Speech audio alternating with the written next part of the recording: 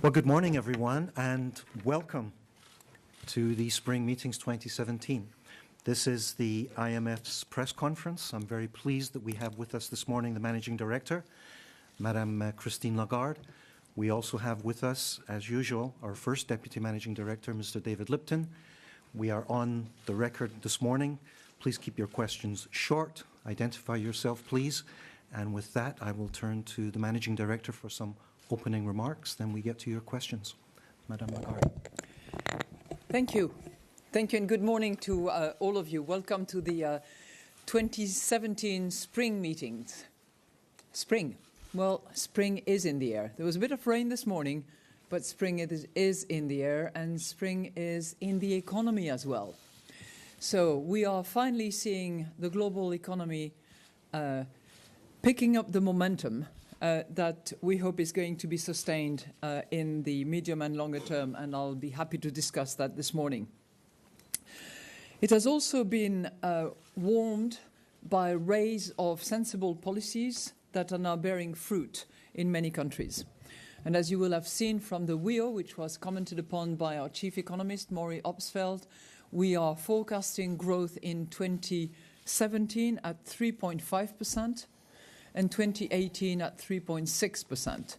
And that's a significant uptick from 2016, which was only at 3.1%, which is all good news. But we need to make sure that this momentum is sustained and that we continue to have that growth and more, and importantly, that that growth is shared more equitably. Now, looking at the downside, as we always do, there are risks to the downsides, including political uncertainty. And we all remember the green shoots of 2011, which did not last very long. So what will we do during those spring meetings? Well, with the 189 representatives of the membership, finance ministers, governors of central banks, we will be discussing how we can sustain that momentum, how, irrespective of political cycles, we can make sure that our global economy is more resilient, how it is rooted in stronger growth, more inclusive growth, and with good cooperation amongst all. So how do we actually focus on more growth and more inclusive growth? You will have seen the global policy agenda, which is, I think, on each of your chairs. And it's in that document, which is submitted to the board of the IMF, that I share with you the objectives that we will pursue. Our first priority is to maintain the growth momentum. Using which tools? Well, the traditional fiscal, monetary, structural reform tools that we put together as that three-pronged approach, which has to be tailored to each country's specificity. Second, and really importantly, we need to reinvigorate productivity, especially by boosting innovation and trade, which both fuel productivity, as is very clearly demonstrated by a recent research paper that we published. And we need to make that global growth more inclusive. That inclusiveness needs to be identified and supported by policies on three dimensions: within countries, across countries, and between generations.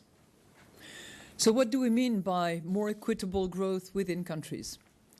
We mean making tax and benefit systems more equitable, boosting high-quality infrastructure investment, and mitigating the impact of the structural changes that are taking place. And these policies can take different forms depending on the country's specificities. It can be minimum wages or raising them when they're way too low. It means expanding in-work tax credit, the earned income tax credit, for instance. It means stepping up retraining, job search, labour market-specific policies, relocation supports, revisiting housing policies in order to facilitate labour mobility. Now, I also mentioned the intergenerational, in other words, over time, how do we make sure that that growth is equitable? Well, what it means is protect future generations against imprudent actions of today's generation. And here we're referring to the excessive debt burden, we're referring to unsustainable pension schemes, we're referring to poor or not maintained infrastructure, and the impact of climate change. Finally, stronger cooperation across countries would help reduce excessive external imbalances, clamp down on tax evasion and tax avoidance. And it also means focusing on delivering on the sustainable development goals so that the low-income countries can also reap the benefit of these improved productivity and these good policies that we are recommending. All countries, of course, should guard against what I have called the self-inflicted wounds, such as restrictions, subsidies, and other trade distortions that reduce competition and economic openness. Now, on the question of trade, which is clearly on the mind of some, we are very pleased to see that trade is picking up. Is trade going to continue to increase and grow? We do think so. Is trade operating in a perfect environment with the perfect setting? No. Is there room to improve that? Of course. Should it be done in a cooperative forum, such as on the occasion on a week like this, with all finance ministers around and talking to each other in a cooperative setting and forum such as the IMF? Yes, we think so. With that, I'll be very happy to take questions. Thank you very much. Let's begin down here in the front row. Yes, sir. No. You, sir. Yes. Thank you, Director Lagarde. I'm Wang Guan with CCTV and CGTN from China. Morning. Morning to you. My question is, you once described the post-recession world economy as the new mediocre. Do you think we're seeing an end to it? And in particular, what role, if any, have China's recent economic performance and economic policies been playing in that regard? Thank you. Thank you. You know, when I referred to the new mediocre, there was a combination of two mediocres. The first one was growth, which was, at around 3.1%. And the second one was the growth potential, which was also alarmingly mediocre. The first one is certainly a lot better. And as I said, growth is picking up and there is a momentum underway which we need to sustain with the right short-term policies. But the growth potential still needs a lot of work. And there is clearly a need for policies that will support and encourage and improve productivity. This is one area where clearly policymakers have to focus. And whether they take particular measures to encourage innovation, support research and development by the private sector, participate in basic research themselves, or whether they work on education, skilling and reskilling on a very vast basis, will be obviously for them to decide. But we believe that productivity has to be encouraged and supported so that we can move not just from low mediocre to less low mediocre, which is how I would characterize our position now, to a not mediocre at all, with the prospect of a strong potential growth going forward. And that applies to all categories of economies that we are studying. As far as China is concerned, there is clearly good numbers coming out that are certainly as a result of some stimulus, some encouragement from the Chinese authorities.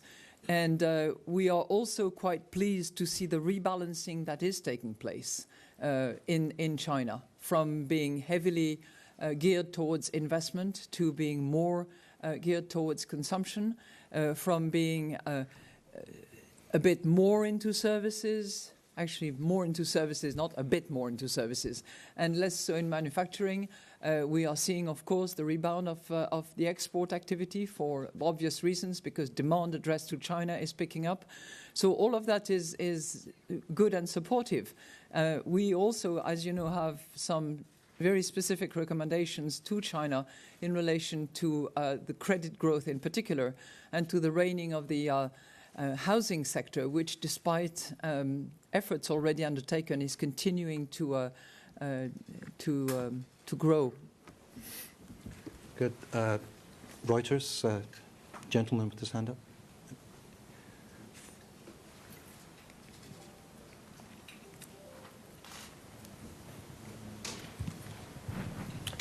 Hi, thanks, Madame Lagarde. At these meetings, of course, there is a lot of concern about the policies that the Trump administration is going to put in place. And so I'm just wondering sort of how you're viewing them, how you're reacting to them, particularly on the trade front. Do you view this as sort of a big noisy family where you really have to have a loud voice to get your view across?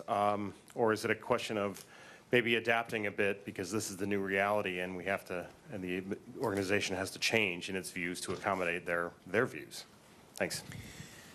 You know, from the various contacts that I have had with the administration so far, I have every reason to believe that we will make progress, that we will cooperate all together in order to support and indeed improve the system as we have it.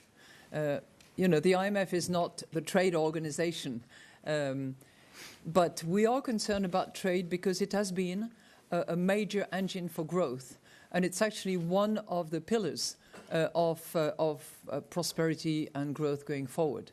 So we certainly will be looking at how we can participate in that, how we can continue to support the growth of trade, and how it can be done in the most efficient, fair and global way as possible. And that implies clearly a level playing field, no use of distortive measures, and no protectionist measures going forward. Thank you. I want to come to the lady in the front. Yes, ma'am. Merci.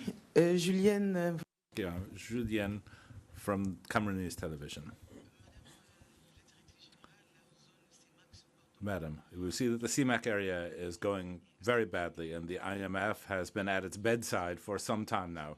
Could you tell us what advice you could give that area of the world so that we get back to a more hopeful growth rate? So I'm going to answer in French, and I'll summarize my answer in English for those interested, and I'll be brief in the summary.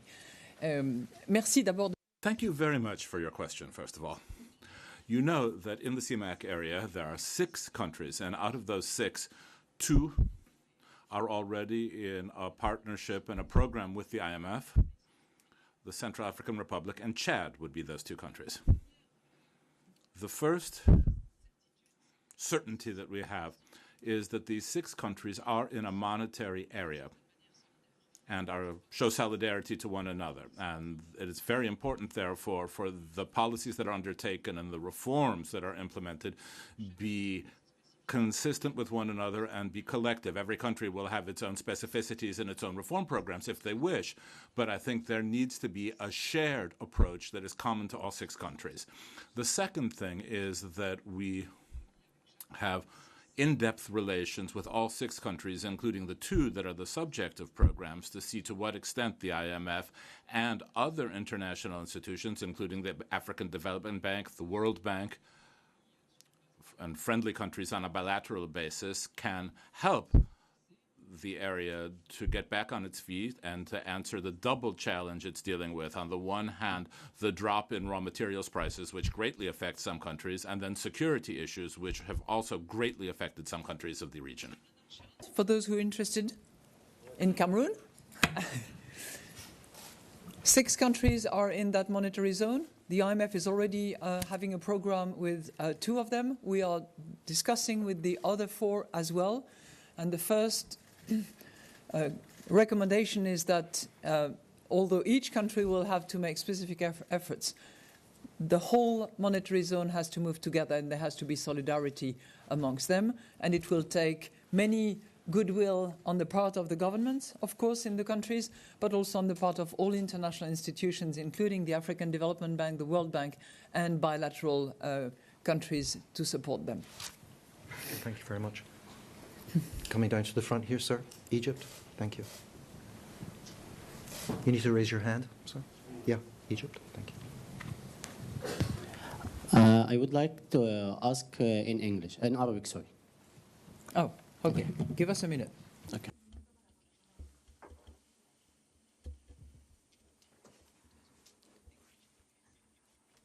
لا تأخذوا صورا ونحن نضع هذه السماعات سؤالي هو ما هو رأي رؤوسنا.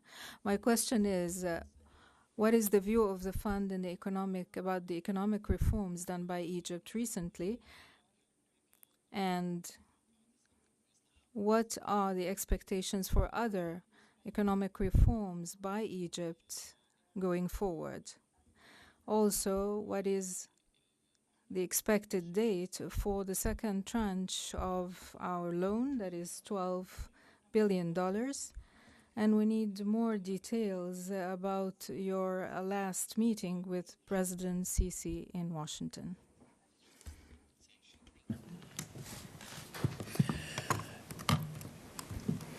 The Egyptian program, which is underway, has been very courageous and has embarked into very major reforms for the country. I have expressed to President Sisi, whom I met with 10 days ago in Washington when he was visiting, my strong encouragement for the work that had been accomplished and strong support to continue along that path. There is clearly a question that needs to be addressed, I would say head-on, and that is inflation. So the other reforms have to continue, but there has to be a special focus on inflation, and I think that the central bank and the finance ministers of Egypt are both aware and will, I hope, tackle the inflation risk which is weighing on the population. It's a very important program, both in terms of amount. It's the second largest financial program that we have at the moment. And it's critically important that the Egyptian authorities and the Egyptian people actually endorse the proposals there in order to take the economy forward. It's a big country. It can really unleash potential. And it has the challenge of, obviously, security and threats at home that it needs to deal with. Okay, so I want to stay here. Yes, gentleman from India. Thank you. Yeah, thank you. This is Lalit Jha from PTI, Press Trust of India. I would like to ask you about India's economic reforms in view of the two major reforms that the Prime Minister has done. One is demonetization, wherein he changed the 86% currency of the country, and also about the GST, which is coming up in the next few months. Thank you. Well, thank you so much. As you know, we had slightly revised down our Indian projection as a result of the demonetization process that had been announced a little bit unexpectedly, actually. Our understanding is that demonetization has been now remedied at about 75%. Those are the latest March figures that we have. So clearly the situation is now being mended. And we believe that India is going to continue to grow at a really fast path. I think we have a 7.2% forecast for 2017. The GST reform is really an act of courage because it really means reforming in depth in each of the Indian states in order to substitute the existing state taxes with that overall federal tax, and then the reallocation of it and the digital platform that will support it. So I'm personally extremely impressed by the work that is being done in that regard, and we expect some positive outcome. You know, I think there have been other reforms as well that have been conducted by the Indian authorities courageously.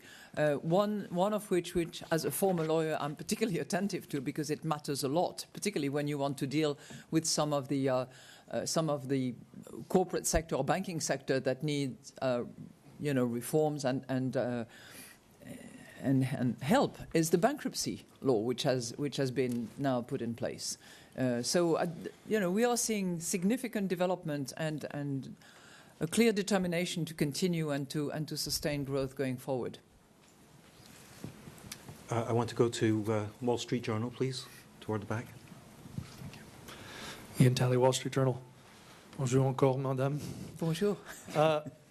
You said that there is room to improve the global trading system. And of course, it should be done cooperatively.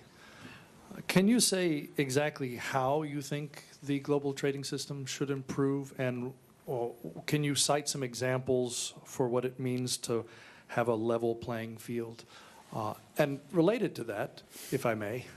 How many questions do you have? This is the second part of the first question. And the only question. The IMF's primary mandate is, in some sense, surveillance, assessing economies accurately as a way to encourage global stability. Would you, in your assessment, call China a market economy? And that's, of course, not a loaded question on your part. On trade, when I say that there is room to improve, you're talking to a former Secretary of Trade for France. And I have been looking very carefully at the reports of the WTO. And when you see that the number of violations, number of cases is steadily improving and has gone from a little over 2% to 6.5% of non-compliance with the trade commitments by the G20 countries alone between 2015 and 2016. When you see that there have been about 3,000 violations of the rules since 2008, there is clearly an issue that needs to be addressed. And there is a dispute settlement system that exists, which has been used extensively by many partners, including the United States, the European Union, and China. But it's clearly an area where there is room for improvement, and I have been saying that for at least 2 years. So it's not a recent development. It's something that has been with us. It has simply increased between 2015 and 2016 in a quite significant way. So how is that improved? We believe very firmly in this institution in the value and virtues of dialogue, cooperation, reciprocated assessment. And we will contribute our part where we have competence and where it is our mission. And I think other institutions will also want to do that as well in order to make sure that we do not jeopardize the engine of trade, which has been fueling growth and which is evidenced as a key component of productivity. If you look at the recent report that was published, there are two clear forces that drive productivity up. One is innovation, the other one is trade. We need to keep that going, because if we don't improve productivity, our growth potential is going to stay mediocre, as we were discussing it earlier. Now, surveillance, yes, this is one of our 3 missions with lending and capacity development. And we do that on a bilateral as well as multilateral basis. The multilateral surveillance work that we do, for instance, in the ESR, informs the bilateral surveillance that we do. And we will be releasing the ESR, the External Sector Report, where we assess the external position of 29 countries next July, and that will inform the bilateral Article 4 that we conduct on those 29 countries. And irrespective of that external report, we also look at other factors, state-owned enterprises, the way in which financing is provided. And it's on the basis of all those factors that we actually make policy recommendation, but it's not our mission to declare whether one country is or not a market economy. Thank you. Coming down to the front to Brazil, please. Thanks. Madame Lagarde, Brazil is not yet out of the worst economic recession in its history and is in the middle of the biggest investigation against corruption in its history. If the patient is the economy of the country, when can the medicine help and when can the medicine kill? And could you please make a reference to something that happened 25 years ago in Italy, Operation Clean Hands, that was not dissimilar to what's happening? Manipulite. Thank you. You know, when I look at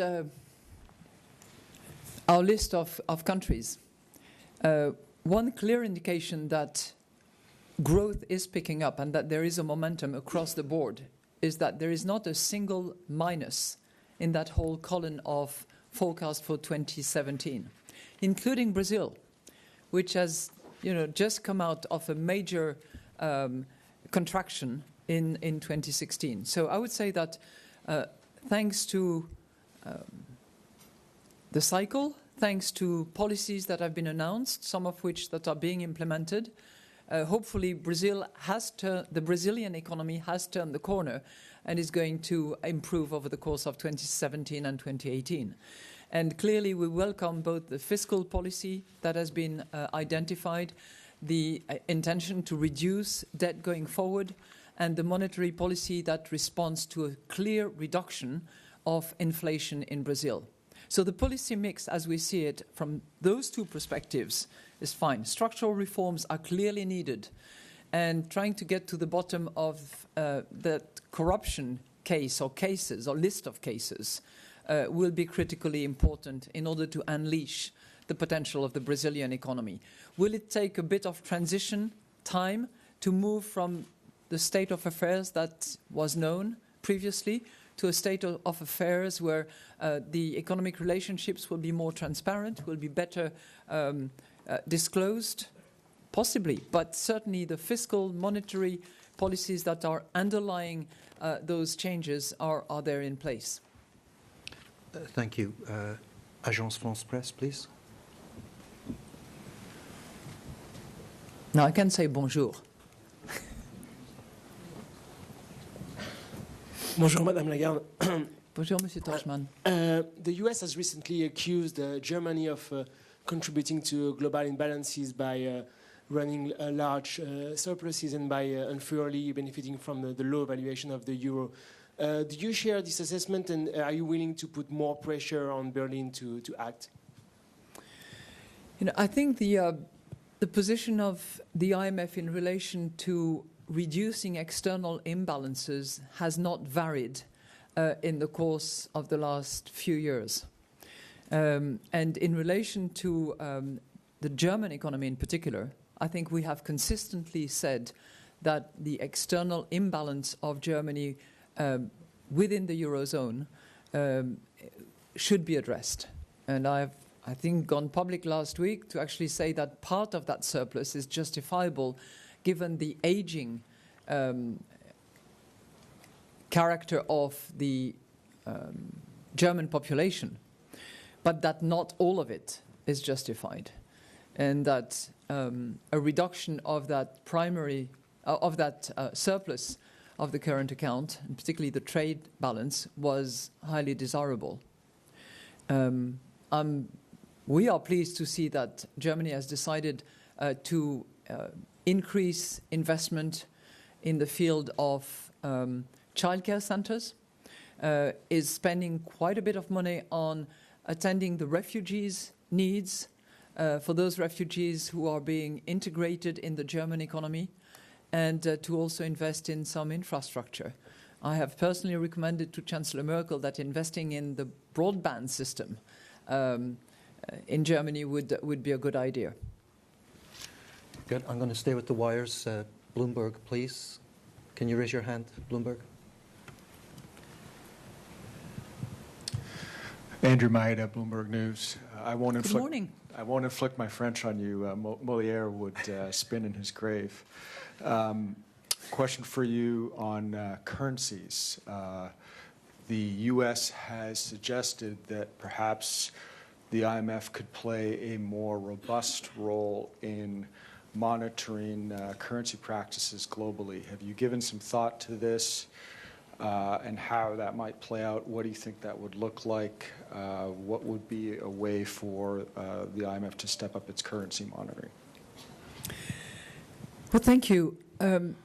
You know, the external sector report is a fairly sophisticated instrument which has been evolving over the course of the last 4 years predominantly. And I think ever since we have, David and I, taken the leadership of this institution, we have been very keen to continuously improve the system.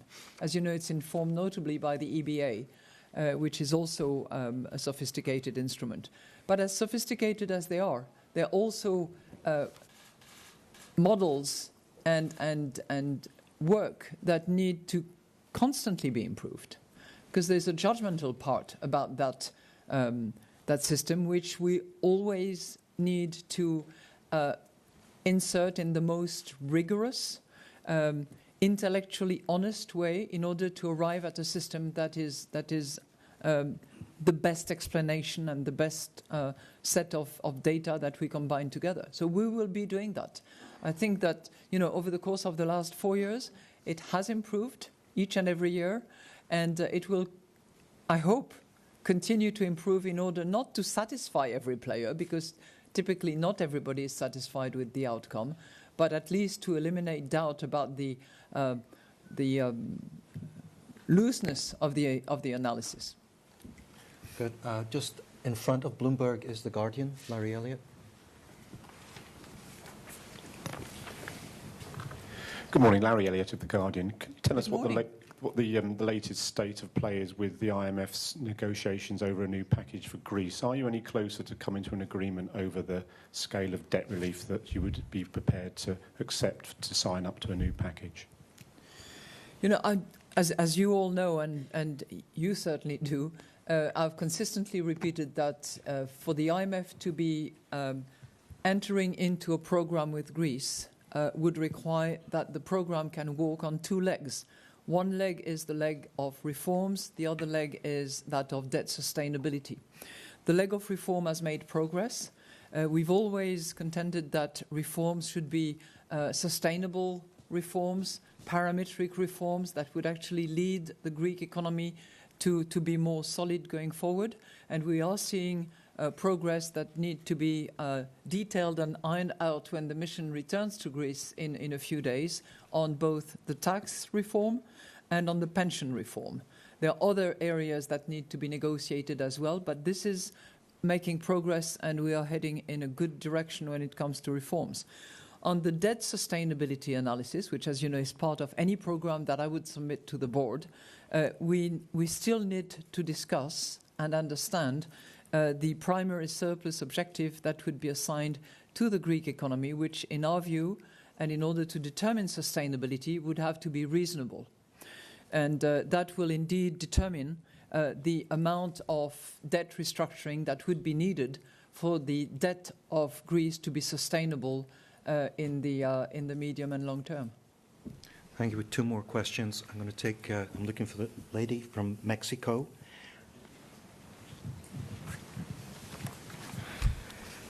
Bonjour, Madame Lagarde. Bonjour. Alicia Salgado del Enfoque Noticias México. I would like to ask you one question, global question. A year ago was a scandal about the Panama Papers, and one of the compromise at the end of the meeting was the setting of a platform that could help to stop the arbitrage between countries that uses the tax systems to avoid in other countries the optimization, as it's called. The revenues for the government. And the second one is on Mexico. Do you think that in this moment, when it has passed 2 years of big shocks, with a downward of the oil platform, the oil prices, the stretch of the income, and even the volatile external rates, and even the focus that the Trump administration has given to the NAFTA future, do you think it is okay for Mexico to be a flexible credit line supporter in this moment, especially?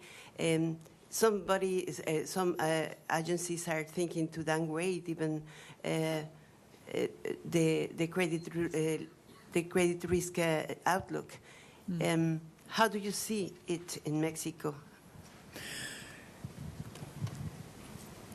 I'll start with your first question. I'm not exactly sure what the scope is, but what I know is that between the Panama and the Bahamas papers, there have been in multiple jurisdictions around the world tax pursuits and trials and investigations and controls that have been undertaken in order to recover the lost revenue by the state. The IMF does not deal with those national determinations, but we are really encouraged by both the BEPS project and signing up by all the authorities, by the now enter into effect of the automatic exchange of information. And we certainly believe that it will help better design tax national systems in order to make sure that governments in their respective countries will secure the legitimate flow of revenues that they should be aspiring to and that they should be entitled to. Together with the bank, with the UN and with the OECD, we have set up that international tax platform where we are trying to give as much support as we can, and we have finished now putting together the toolkit, and we are providing about a third of our total capacity development on those issues as well, in order to help them structure their tax system on the one hand, and in order to raise domestic revenue at home. That's with a particular focus on the low-income countries. On Mexico, we are really encouraged by the set of very solid, strong policies implemented by both the monetary authorities and the Secretary of Treasury in Mexico. As we know, the price of oil has increased significantly. Inflation has gone up as a result. But we believe that the monetary response that was immediately put in place by way of tightening was actually the right decision. And the flexible credit line is in place. I think it's providing support to the Mexican economy. At this point in time, we see no reason whatsoever to qualify, challenge that state of affairs, and we believe that Mexico satisfies all the requirements of the flexible credit line. So this is going to be the last question. I'm going to go to the hosts of our next annual meeting in Indonesia. We can use our French again. Voyage to Bali. Yeah. No, voyage to Indonesia. Selamat datang di Indonesia. Thank you, madam. Good morning. My name is Gali from Business Indonesia. I only have one question for you. Reducing inequality has become a concern for many governments from the advanced economy and the emerging economies as well.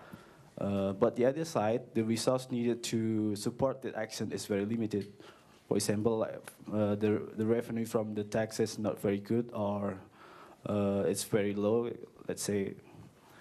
So do you have any suggestion on how to address that challenge? Thank you very much.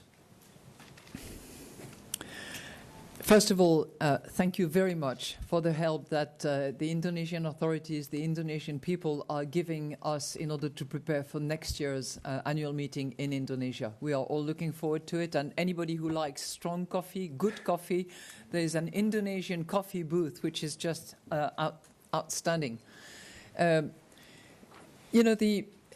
The Indonesian economy is growing at a nice pace. I was just looking at numbers. We're forecasting 5.1, 5.3 next year. But it's obviously a country where reducing inequalities is a goal. And I know that the finance minister, Sri Mulyani, is determined to do that. I think that the fiscal policy that she applies, her determination to collect revenues that have been sitting outside of the country by way of the tax amnesty of Indonesia has been a good effort to have more fiscal space available moving forward. There are clearly structural reforms that will be also undertaken in Indonesia, and we would strongly recommend that that same policy be applied with the same vigor that is needed. That's it, sir. He calls the shots. Thank you very much. See you soon.